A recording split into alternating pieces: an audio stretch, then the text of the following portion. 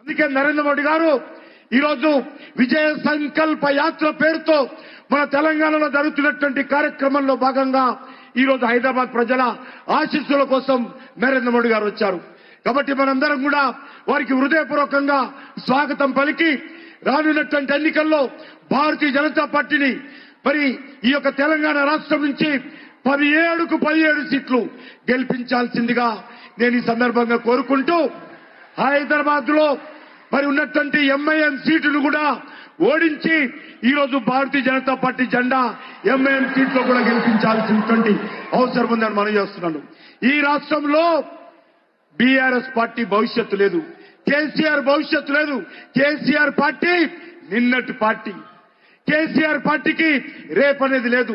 ఎందుకంటే 10 సంవత్సరాలుగా కేసీఆర్ కుటుంబ పాలన తెలంగాణ ప్రజల మీద వృద్ధి చేసినటువంటి నిర్వాకము, అవినీతి, అహంకార పూరితమైనటువంటి నియంత్రిత ప్రభుత్వం మనం చూశాము. అందుకే ప్రజలు కేసీఆర్ పార్టీని తిరస్కరించారు. ఇక ఉన్నటువంటి కాంగ్రెస్ పార్టీ ఏదైతే అనేక రకాల హామీలు ఇచ్చి అధికారంలోకి వచ్చిందో కాంగ్రెస్ పార్టీ ఈ హామీలు అమలు చేసే పరిస్థితి లేదు.